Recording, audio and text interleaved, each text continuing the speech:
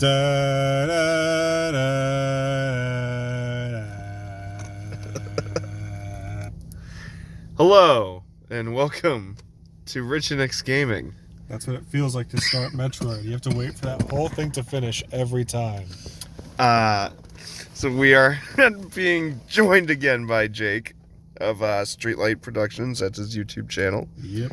And we will be continuing Metroid discussion, playing the World 2 League. And that's it. Have at it, sir. Da, da, da, da.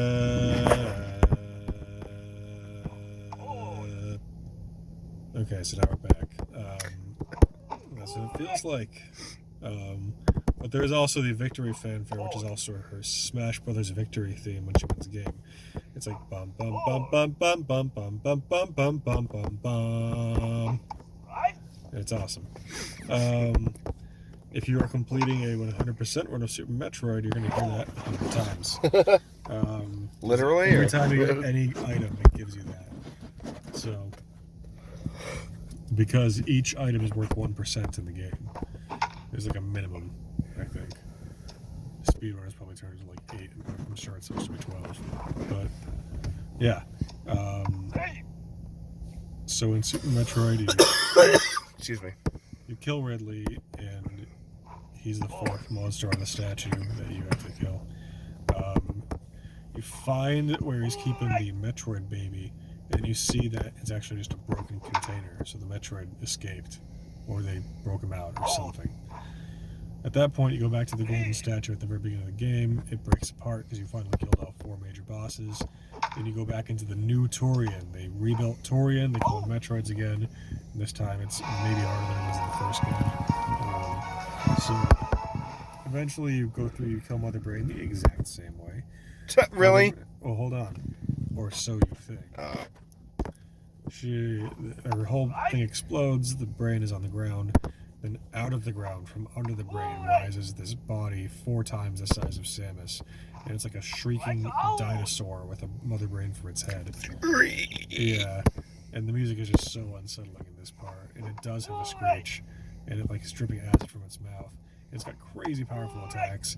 And basically all you have to do is like hold the L or R button, I forget which one, and time your jumps and shots right. Because she's directly up. And Samus can shoot diagonally, by the way. Everyone was a huge fan of this back in the day. Yep, I do remember that being a big deal. Yeah. So, yeah, Mother Brain hits you with an attack that you can't escape. And it's about to hit you again and kill you, and that's when the Larva Metroid, which is huge now, by the way, because you faced it earlier. It's still a larva? Kill you. Oh, no, it's massive. Oh, okay. It's the biggest one. It's massive. Okay. And it goes over and it grabs Mother Brain and drains her life out. And then it goes over to you and starts replenishing your life with Mother Brain's life. While it's replenishing you, Mother Brain attacks it and kills it. And, but then it's like, it spills all its guts and sparkly guts all over you. It's space demon guts. And it gives you the hyper beam. And then the heroic music comes in and you finish the boss fight. Is that the big charge attack? No. It's actually, it lets you basically shoot charge shots rapid fire. All the way charged rapid fire. Blah, blah, blah, blah, blah, blah, blah. And it's like this huge like blowout. That would be awesome. Yeah, it's want amazing. that. I want that in real life. Well, then you beat it. She falls and she disintegrates. Then you have to escape, and basically hundreds of pirates are after you, and you just one-shot each one. It's so satisfying. And then you escape. It sounds so funny. Like you're talking, like just fucking pirates. Like that term has like become such like a joke. Like yar. Right. Let me space booty. Only now do I realize my true treasure were me children. Right. Yeah. So, sorry. with that in mind, I make Futurama references. Oh no, it's a great one. So, sorry, I did that. Oh, no worries. Oh yeah, so you basically, there are these 2 species called, I believe, the Etecoons and the Dacheras, and these 2 species actually helped you by teaching you moves. Just you watching them and emulating their actions, you could do the Shine Spark jump and the wall jump. Ah. In the escape sequence, this is a secret. Not really a secret anymore. Durr. In the secret, well, I mean, it's a huge part of the culture now. You can choose to, literally, while the planet's exploding, choose not to run straight to your ship, but to explore this little tiny tunnel. And if you get all the way down there, you can let the Edecoons and the Dachuras out of the planet. You can give them an escape route. So like in a normal game, when you blow up the planet, everyone's dead, including the few creatures that helped you and blew up at the planet. But if you figure out how to save them, you can save them in that last escape sequence. Awesome. So it's become like a big like speedrunning thing. Like it's literally a category of the game. Whether you do it or not. Yeah, it's a category of completion. It's like, oh, 80%, no glitches, or using glitches, or 100% speedrun, or 100% map completion, or something like that. Mm. So, yeah. No, it's, yeah. Super Metroid is really famous for having a lot of hidden moves, too. Like, in addition to all the items you get, you can actually use them in ways to do secret moves that are like really weird and just crazy. Like if you charge your beam but you only have one beam type activated, your beam types stack. So every new beam you get is just an addition to your main fire. Okay. And not like something you have to switch between. But if you turn all of the features of the beam off and leave only one, and then charge it all the way with a power bomb selected, it sends like an energy generated shield around her that will like then shoot all over the room and kill everybody. Nice. Like she has these weird moves that just come out of nowhere. Yeah. And if you're low on life, you can like send a power bomb to absorb other bombs and relay the energy back into your body to get all your health back. That's like in that one move, you actually see Samus's naked silhouette because she's like wearing the Zero suit under the suit. Yeah. But in Super Metroid, they actually, what she'll do is she'll like curl up into a fetal position in the air, float there, and then look, this orb of energy will surround her. She's this like female silhouette in the fetal position in this glowing sphere that like brings all of her energy back and she gets back in the suit. Yeah. You also see Samus when she dies in Super Metroid. Like she'll explode and you'll just see her body burst out of the suit. Oh. But then it'll be like really like white and blowy uppy. So. And blowy uppy. Yeah. So, yeah, you escape the planet, and as far as you know at this point, the Metroids are completely extinct because the one larva you saved sacrificed itself to save you. Oh, like last time, I would never believe that narrative ever again if I was Samus. Yeah, no, it happens several times. Well, now she is a Metroid, technically. Right. And like, and by the way, that game, the last in the timeline, came out in 2002. We've had almost 20 years and no sequel to that game. They keep doing prequels or in-betweens. Huh. Yeah. So the Metroid story goes only as far, technically, as 2002. And they haven't done the game that... The rumored name was Metroid Dread. If you ask me, I'd like a game where she's like trying to like go to a planet and like discover how to use the Metroid power. But she has to hide from the Galactic Federation and the Space Pirates now because they both want her because she's the last example of living Metroid DNA. It's kind of a cool plot. Yeah. Like hiding out on a remote planet from two forces that will clash in the skies above you just to get a piece of you. That'd be fucking dope. Yeah. That would be a good story. So, and then you figure out how to be a Metroid, and like maybe you figure out how to do that whole energy sucking thing that they do, that they're known for. They suck energy out of their prey in ways that their science can't explain. Anyways, they're interdimensional. Metroids? Sure. Some are. That's a little bit complicated, though. I was just trying to explain the inexplicable there. Well, that's fair. Anyways, let's see. Yeah, in Metroid 4, that's where you get the Vex and cure yourself of the X. You go aboard a spaceship. That's a huge space lab. It's basically a big testing research facility but it's all these animal subjects or animal subjects. Mm-hmm. But there's a massive X outbreak, and so every animal in the facility has been infected with X, and so now there's a bunch of X mimicking these animals. Luckily, because you're a Metroid, you are the perfect person to eat this proliferated, off-balance food chain benefactor or benefitter of the Metroid's extinction. So, yeah, you can like eat the X basically. You just eat them? Not like gobble gobble gobble. You can absorb them through your skin. She doesn't like take the helmet off and shout out. Wait. She absorbs them through her skin? Yeah, the suit, whatever. I don't know. It's kind of an ambiguous connection between her and her suit. They say it's biological, but there's no evidence for that. So, Well, it could be like biological in the sense that it only works for her. I think so.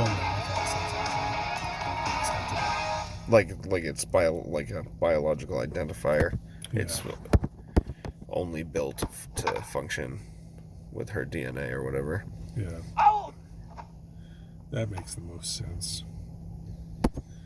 In the Metroid Prime 1,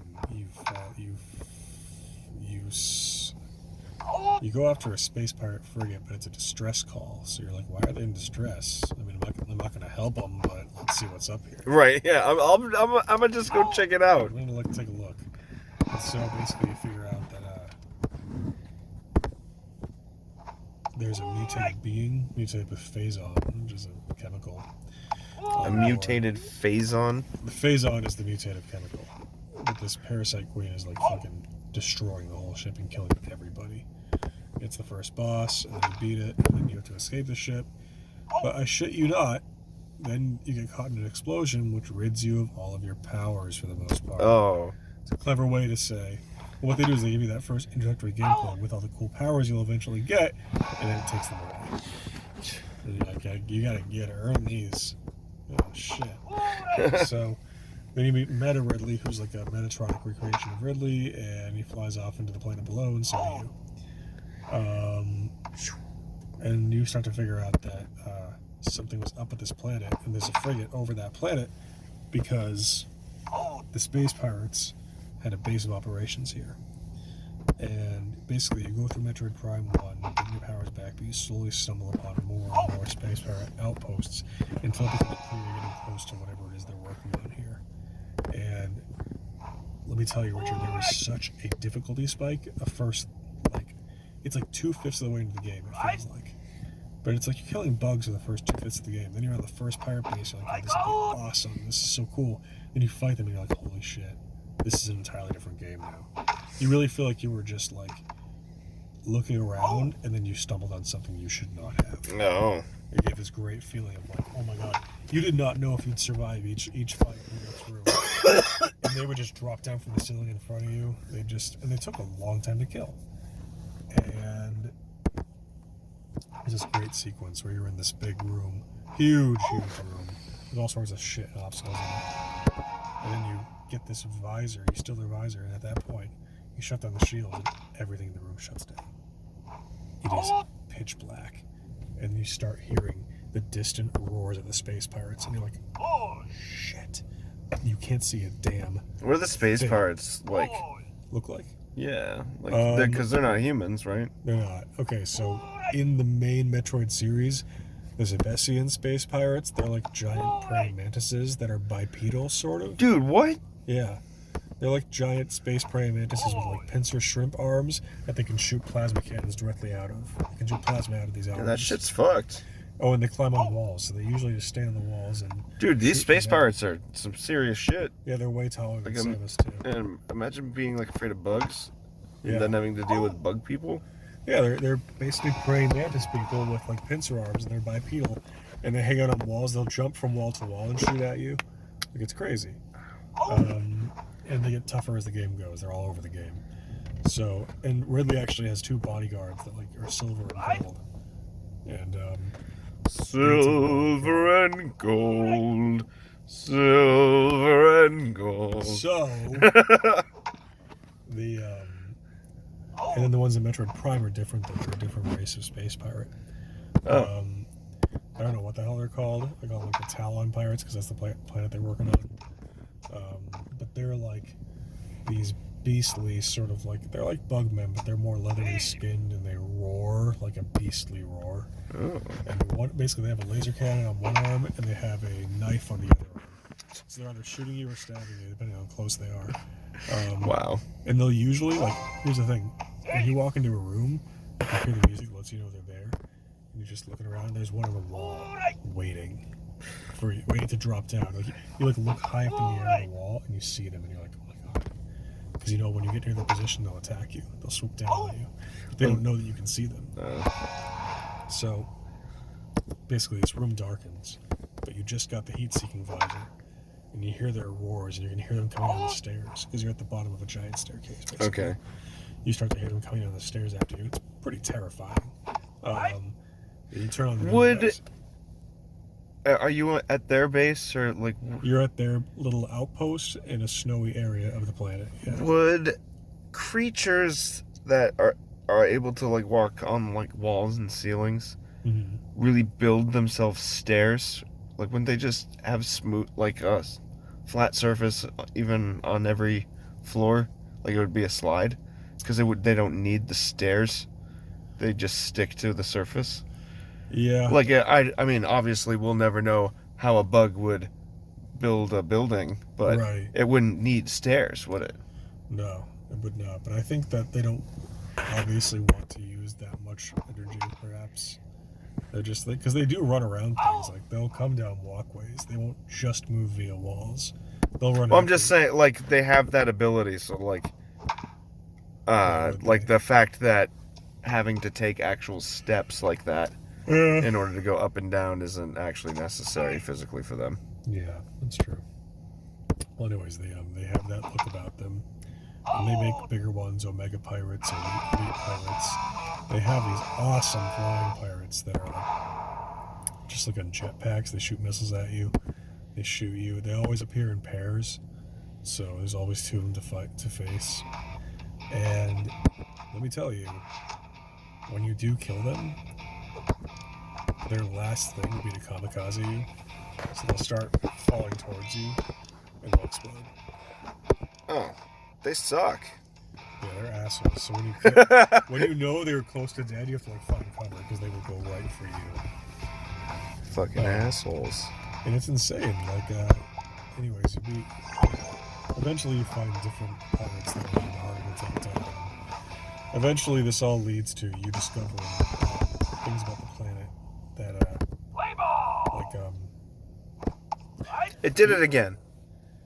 It skipped frames while the ball was in the air. He was still in his pitching motion, and then it was at the plate. Jeez. Yeah, so, Metroid Prime was a Metroid that survived phase-on exposure and mutated and proliferated and, like, killed everyone that came near it. And this Metroid found the impact crater of the meteor that had all this phase-on and is now, like, feeding off it.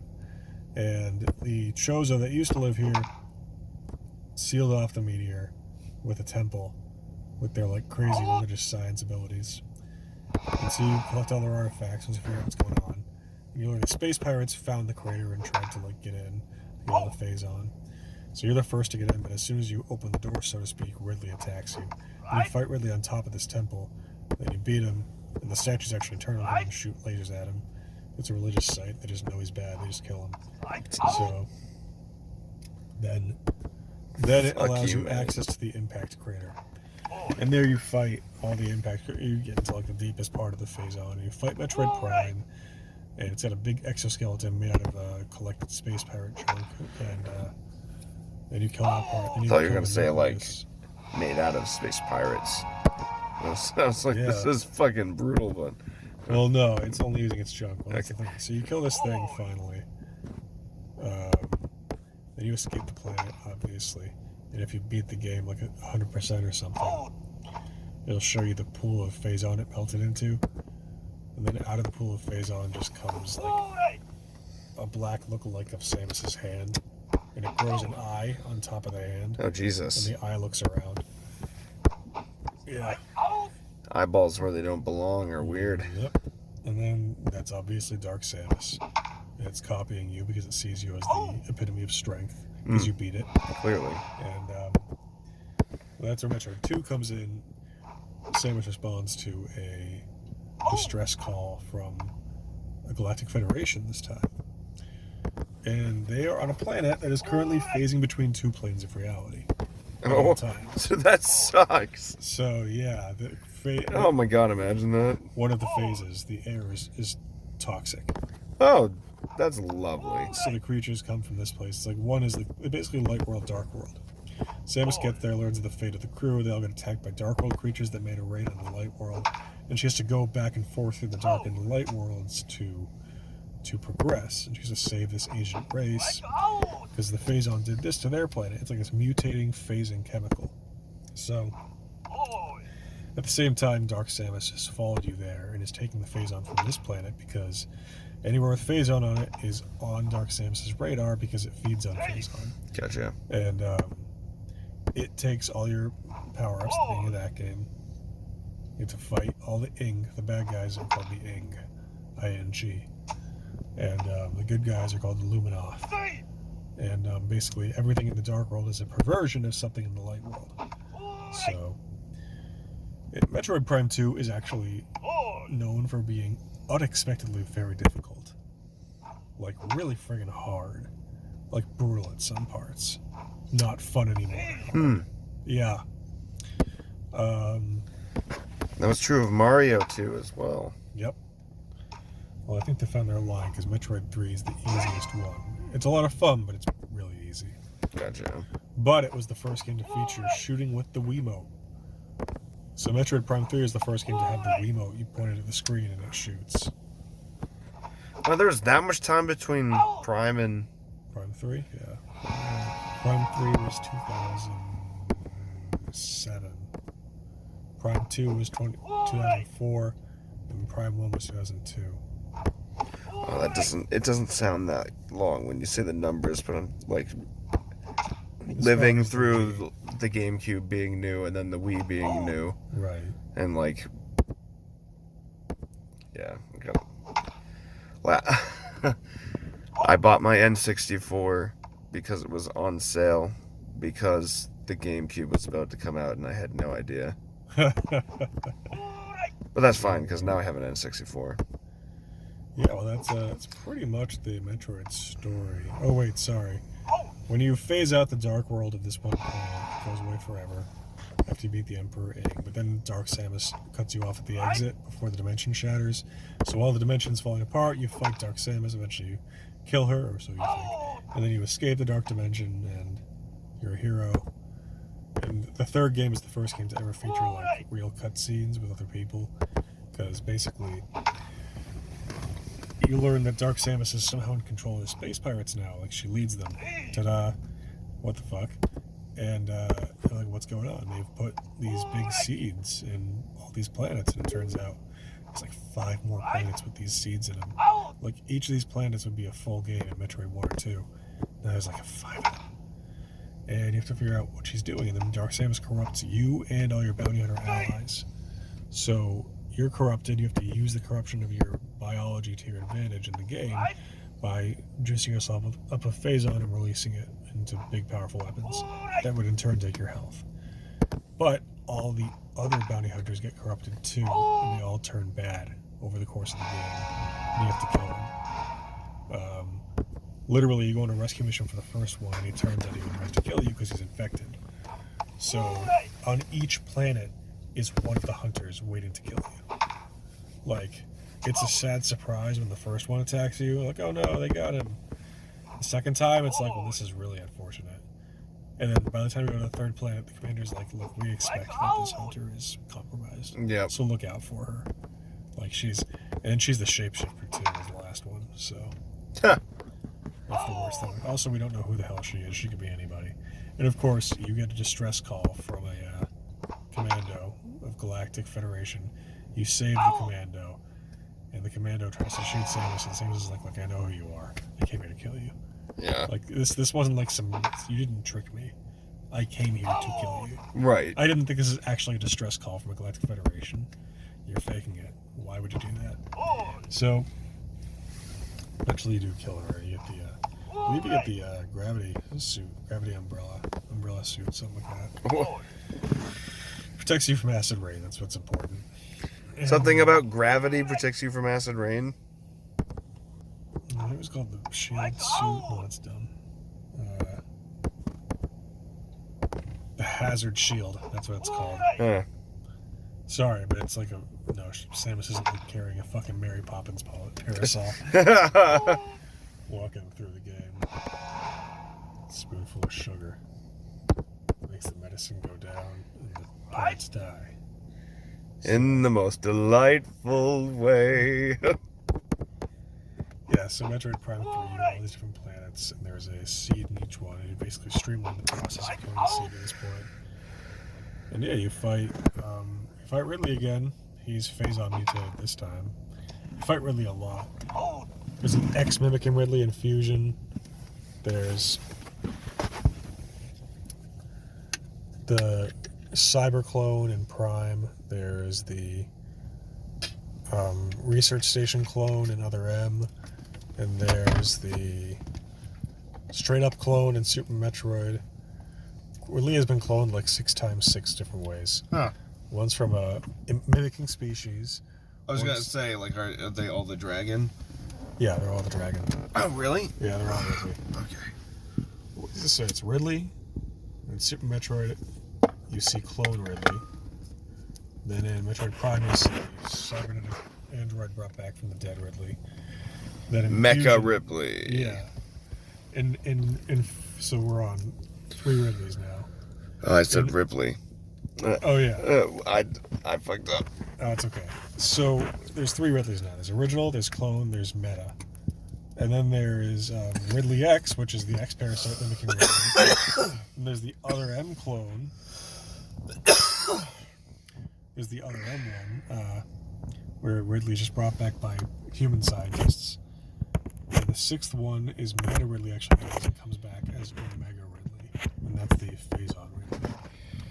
So, there's 6 Ridley.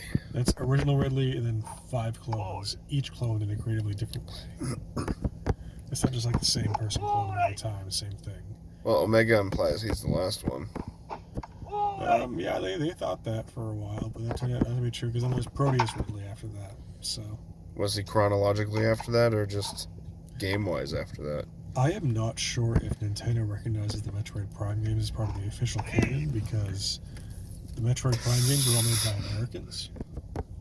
I'm not sure if they wanted to add to the brand officially. I mean, there's Nintendo America. Yeah, but I mean, like, I don't know. I guess they're not into shooters, and Metroid Prime made a shooter, and yada yada, so on and so forth. Okay. Well, I'm just saying Omega's like Right. like that's what it means. It's the end of the alphabet. I think it just sounded cool to them, so they said it. Gotcha. That's what it is. I am the Alpha and the Omega. I am the Alpha and the Amiga.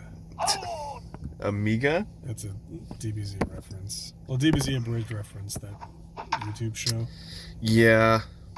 Goku just says it wrong when he's announcing it. No. I'm the Alpha and the Amiga. What? You're misquoting that. I am the bacon that waits in the fridge for all who seek justice. What? This is an actual line from that show, and it's friggin' hysterical. What is? It's like mostly improvised, isn't it?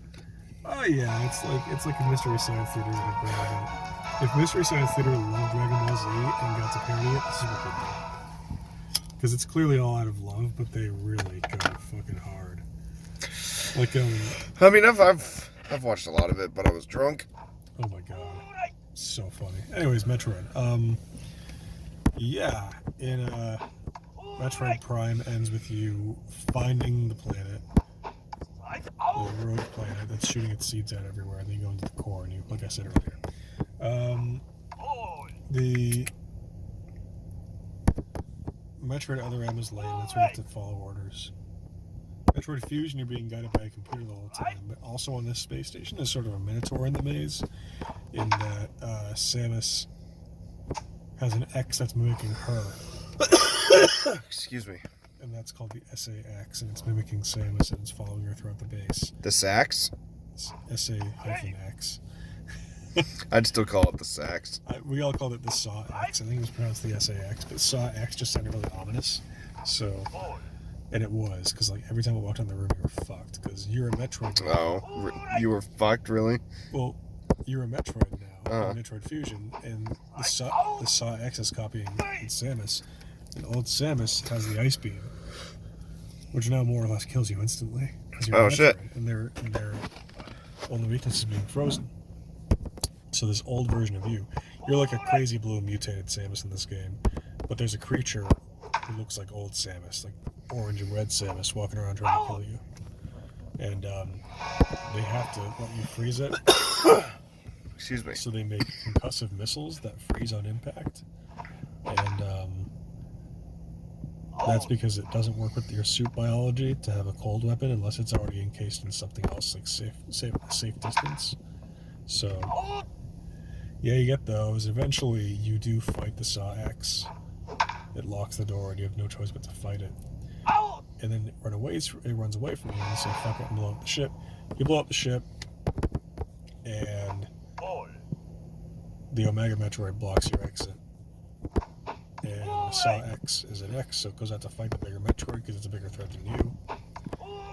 That Metroid kills the X, but it returns it to its original form, then you absorb that X. The SAW-X chasing you the whole game, you absorb it, and finally you get the power to shoot the Ice Beam without fear, instead of just the Ice Missile. And you use the Ice Beam to kill the Omega Metroid, and it dies, and the good little boys on the ship, they come back to get you, and you fly away, and The good little boys on the ship. Not little boys, the Edikuns and Dachuras, the good aliens from before. Gotcha. And Samus steals the computer from the research base. She becomes friends with the research base's computer, which actually betrays her in the end. Then she gets mad at it, but then it they reconcile somehow and they become best of friends. No joke. And so when she drives away on the ship, you see that the ship's computer is actually with her now and not at the base. So, and although it might have been a ship's computer, but they gave her the ship, I forget. But she somehow has this computer thrust upon her. And initially the computer was there to make her its pawn, but you don't realize that it was using you until the end of it. But then it doesn't matter. So yeah, Samus flies away. And she takes all her clothes off if you finish in a small amount of time. An excellent reward. Yes. I mean, it's kind of hilarious because the first time it ever happened, it was in 1986. It was just pixel art. Yeah. You could just barely tell they meant for that to mean a woman. Because I think it means she's a girl. Okay, yeah, fine. So, yeah, there was just not a lot. You couldn't really tell. Yeah. But now you can.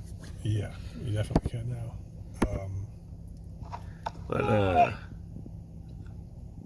How much more you got? Because I think we should wrap it up. I think that's it. All right. All right, everybody. That was Jake discussing Metroid. We went through all the games, went through all the characters. If you got any questions for us, put them down in the comments. Check out the other in-depth discussion videos. The playlist is probably on the screen right now. Please like, subscribe, and share. And see you down in the comments.